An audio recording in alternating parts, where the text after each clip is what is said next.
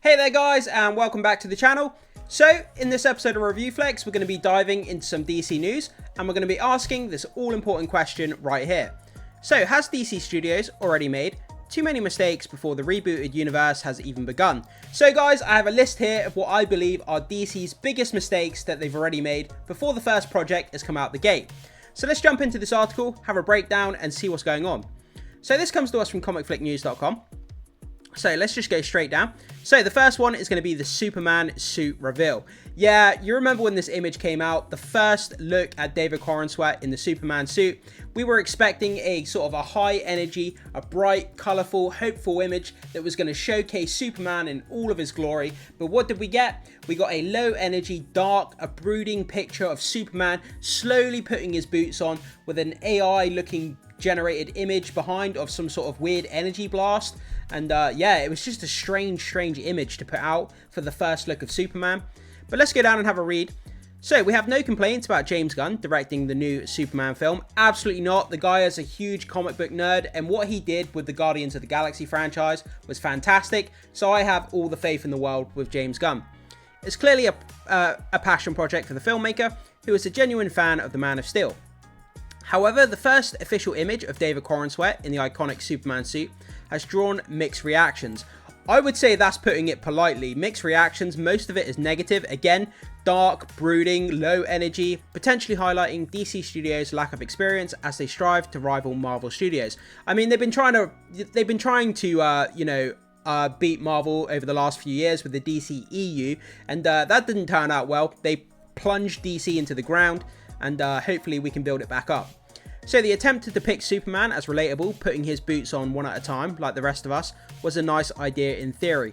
Yeah, I get where they were coming from with that, making him more sort of human and relatable, but the image just didn't come across that way.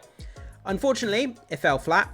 The costume appeared rumpled and ill-fitting, but even that was overshadowed by the problematic background.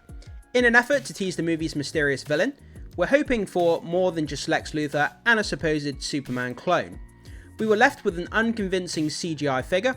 This immediately evokes memories of DCEU's notorious VFX issues. Perhaps the new DCEU won't differ in the ways that truly matter after all. Yeah, I mean, looking at this background here, I mean, it's absolutely awful. The colors don't look right. It looks like it's AI generated. It's just really bad from a multi-million-dollar production studio like DC. To put out this kind of image as a first look at Superman, really bad, and the first mistake on our list. So let's go down to the next one. So Andy Muschietti, Brave and the Bold. Brave and the Bold is the upcoming Batman film that's going to star Batman, Robin, and the Bat family. So it's rather puzzling why director Andy Muschietti has been given the responsibility of helming a movie as crucial as Brave and the Bold. Yeah, absolutely just puzzled me to no end. So yes, the nostalgic scenes featuring Michael Keaton's Dark Knight were the standout moments in The Flash. Absolutely, I hated The Flash, I didn't like it whatsoever, but Michael Keaton as Batman was one of the highlights, if you want to call it that. But are they enough to entrust him with one of DCU's most significant projects, introducing Batman, Robin, and the Bat family? The decision by DC Studios is one of their most questionable yet. Absolutely. Why would you want someone... So, we have Andy Muschietti. He directs The Flash. It absolutely bombs to no end. The CGI is awful. The direction is awful. I think the cinematography is bad. Pretty much everything about that movie is just awful in my opinion. So to have Andy Muschietti directing the new Batman in the DCU universe, man, it just worries me to no end. So the decision by DC Studios is one of the most questionable yet. Muschietti's track record is mixed. Mama was decent. It was very good. Yeah, the first It movie was incredible.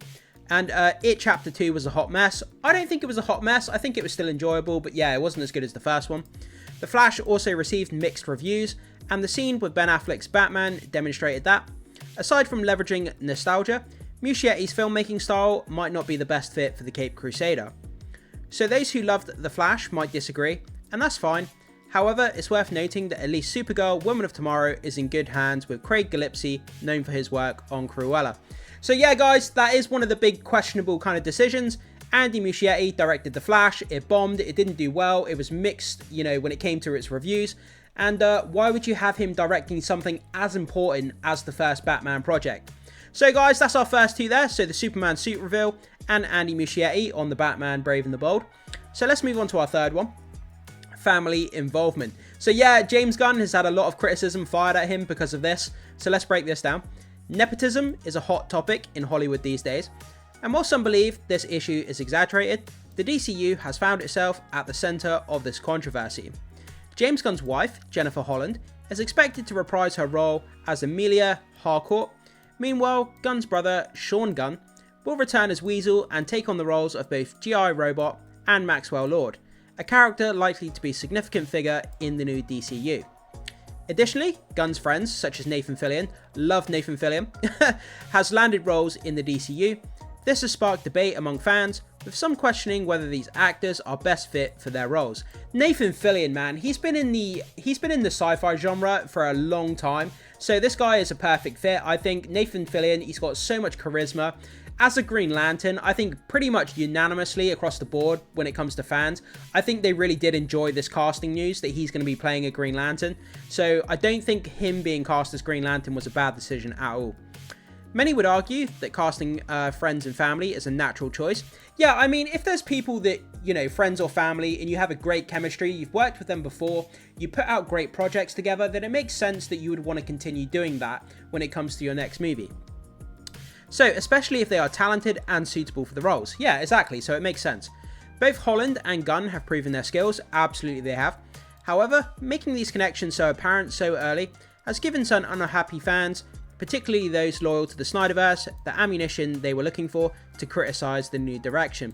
Yeah, obviously, being a director in Hollywood, especially when it comes to massive tentpole projects, you're going to get a lot of criticism and kind of this kind of feedback no matter what you do. But yeah, the fact that James Gunn does stick to family and friends quite closely when it comes to his project. Obviously, he cast his brother, Sean Gunn, in pretty much all of his projects. So he does get a lot of criticism fired at him for that, but again, if they have great chemistry and they put out great projects together, then I don't see a problem with it personally. So moving on to this, muddled, confusing half reboot. Yeah, I mean, this is where it gets really, really confusing for fans like myself. You know, which characters are coming over from the old DCEU to the new DCU? Which characters aren't? You know, how does the continuity come over? It's just so muddled and confusing.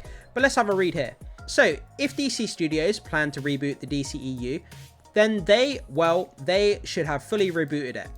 While upcoming stories will unfold in the new reality, John Cena's return as Christopher Smith for Peacemaker Season 2 suggests that it is not a complete reboot.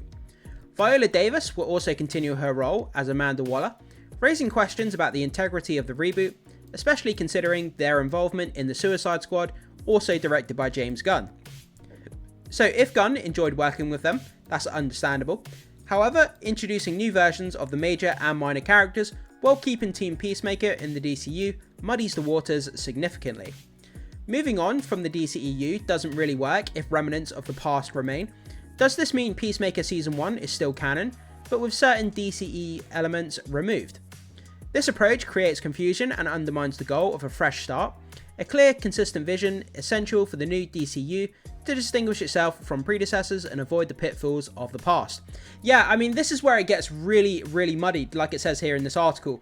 You're doing a Peacemaker Season 2, but the first season of Peacemaker was in the old continuity of the DCEU, while Season 2 is in the new continuity. So how do they make that jump from Season 1 to Season 2 across the new continuity?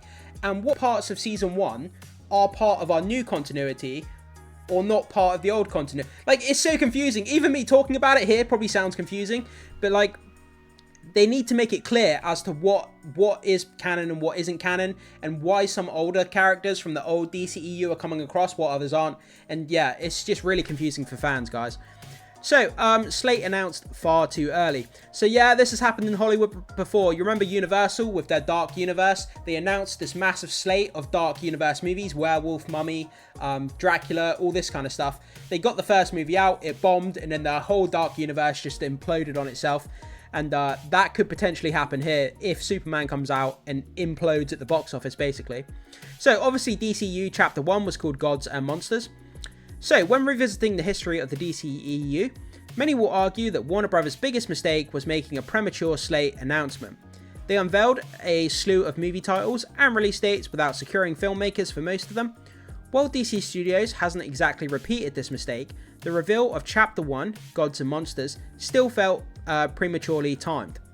The early announcement likely contributed to the poor box office performance of 2023's DCEU movies. It also seems that the plan is already shifting. Teen Titans has been unofficially added to the lineup, Peacemaker Season 2 appears to have replaced Waller, and a previous standalone Arkham set series, originally tied to the Batman, has been included. So DC Studios might have set fans up for disappointment. Is Paradise Lost still happening? I believe Paradise Lost is the Wonder Woman prequel kind of series where they're on Themyscira and you have Wonder Woman and her tribe of people, and it kind of follows the Amazonian tribe and their kind of day-to-day life and stuff like that. I don't know if that's still happening, like it says here, and demonstrated their initial slate isn't set in stone. It would have been wiser to work behind the scenes until they had a concrete plan, complete with filmmakers and release dates for those movies and TV shows. Yeah, I mean, so like, this has happened in Star Wars recently. We've had so many Star Wars projects been fired at the wall kind of all over the place. We hear of things being announced and then months later they kind of just fade into the distance and we never hear anything about them again. And as fans, whenever you get a new announcement for a film now, it's kind of like, I'll see it when it happens. There's so many announcements made and so many of them don't work out or don't get made. And it's hard to get excited about new announcements, knowing that potentially they may not come to fruition. This hasty approach risks undermining fan confidence and could lead further confusion and frustration. A more measured, deliberate rollout would have been better to serve the new DCU's goal of establishing a cohesive and compelling narrative universe. So, moving on to this one next, transparency, keeping fans in the dark. So, on the one hand, James Gunn has made commendable efforts to keep fans updated on social media. Yeah, I mean, the guy is very, very quick to respond on social media to rumors, shooting down rumors and stuff like that. So he has been pretty good, when it comes to responding to fan questions. He has shared DCU casting announcements and highlighted many of the comics that have inspired DC Studios' storytelling approach. Despite this, there's been a frustrating lack of transparency. While avoiding direct answers is common in Hollywood, Kevin Feige is a prime example. Gunn's approach has been inconsistent. He often finds time to debunk silly online rumors, but hasn't addressed more pressing questions like Gal Gadot's status as Wonder Woman, despite months of conflicting reports. Yeah, like I said, he's very prevalent on social media. He's quick to shoot down silly rumors. He doesn't want fans to get ahead of themselves with rumors, so he fires them down quite quickly.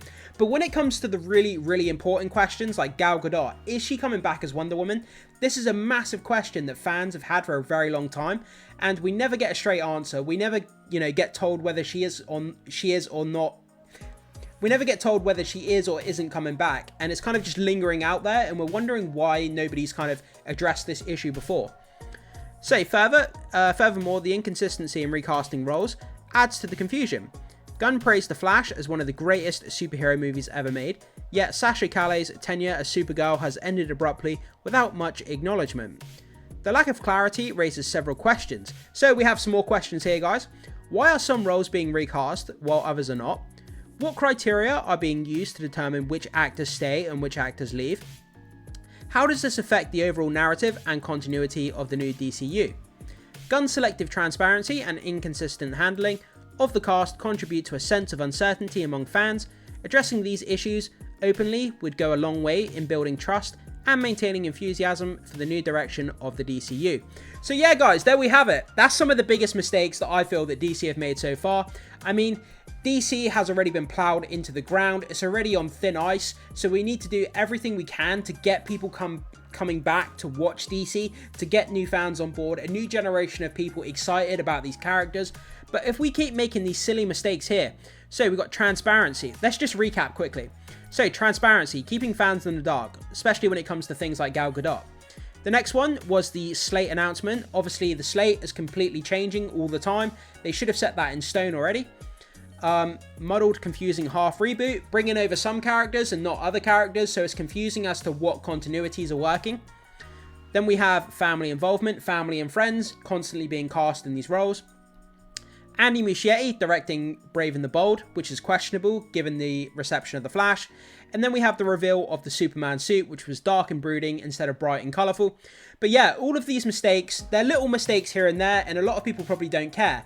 But when you add all of these mistakes together and it starts to pile up, and you start to get a picture of what DC is doing before the first project has come out, you know, it's not good. It doesn't help fans to build trust with DC, and it further kind of delineates this franchise into the ground like it already has been over the past few years. But let's hope they can continue to do something good. Let's hope that they continue to build trust instead of making these kind of silly mistakes and these kind of confusing reveals as well that I've put together here, guys. But jump into the comment section. Let me know what you think about this. Do you think this list is good? Do you think it makes sense? Do you think it's much ado about nothing? And what do you think about the future of DC? Do you think if they continue to make these mistakes that it's still going to continue to bomb like the old DCEU did? Or do you think there's a bright, hopeful future on the horizon for DC? Whatever your thoughts are, pop them in the comment section, guys. Can't wait to hear what you have to say. Hit that like and subscribe for more videos, and I will see you in the next one.